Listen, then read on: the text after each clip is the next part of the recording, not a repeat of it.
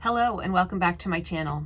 I'm a master's level clinical social worker with over 25 years of specialized practice with adolescents. I've now shifted my focus from clinical to coaching, and I'm here to share practical tips and solutions for parenting teenager headaches. Today's topic is a requested one, preparing for the sex talk part 1, values and triggers. So before we're able to have a discussion about sex with our children, we first need to stop and really do some thinking and talking with our partner or your child's other parent about how each of you learned about puberty, sexuality, consent, your family values and expectations, and finally pornography. Was this a taboo subject that was never talked about? Did you learn about it from peers or an older sibling, by stumbling across pornography or from movies? Or were you potentially sexually assaulted or sexually abused?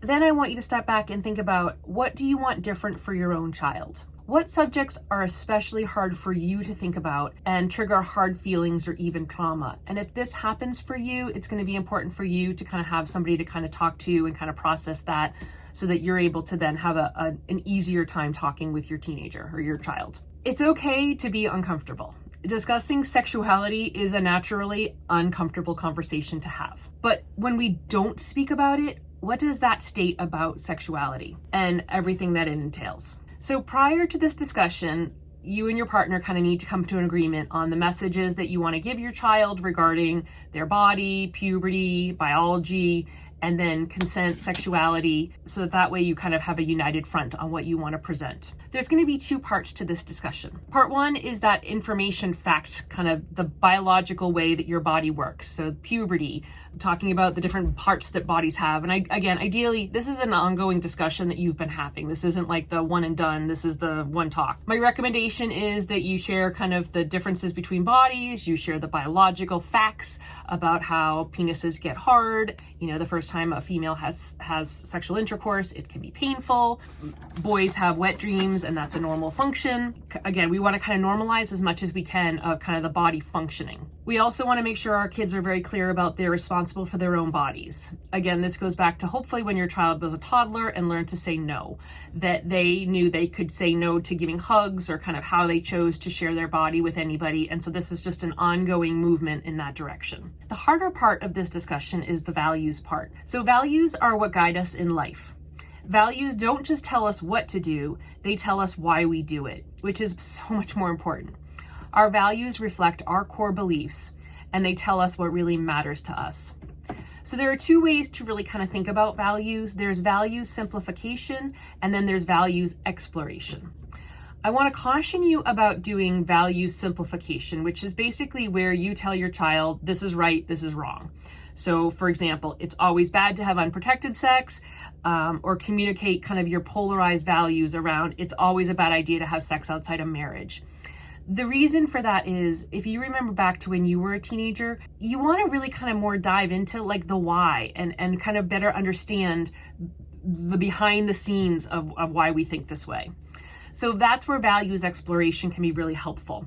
That we want to communicate with children or teenagers that sexuality is a very complicated, nuanced, and very gray area to discuss. So for example, a boy may come home from school one day and tell a parent that a peer called him a fag or called him gay.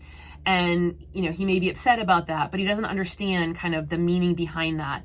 So it's a great teaching opportunity to discuss homosexuality and how we use those words in today's day and age, and that homosexuality is just a normal variation of sexuality, that homosexual people love each other in the same way that heterosexual people love each other, that being gay is not a disease or anything to get worked up about.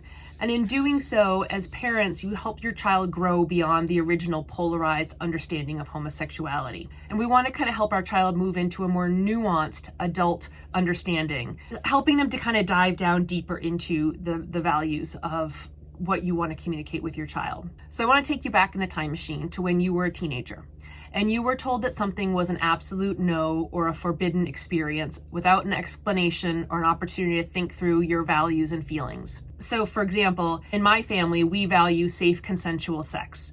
We prefer you wait and to share yourself until you're married or until you're in a very committed relationship. And the reasons why are disease prevention, your own mental health. There's a lot of reasons why that would be of value. Sharing your own mistakes and learning opportunities is also important, because your child can then see you as someone who did struggle and did make mistakes. And this will be something that I'll get into more in the next video. But the goal as parents is we want to teach our children to critically think through situations themselves. And we want to prepare them for possible situations so that they have time to come to their decision ahead of when they're actually in the situation. So I know that was a lot of information. Again, this is the tip of the iceberg. Please reach out if you have questions or you need further clarification. I'm going to put some resources down below, a list of topics to kind of discuss with your teenager, some different ways to talk about values, and I'll look forward to part 2 coming out shortly. Thank you for joining me today. Please like and share this video if you found it helpful. Leave a comment below and let me know of any future topics you'd like me to cover related to parenting teens. Good luck out there, parents.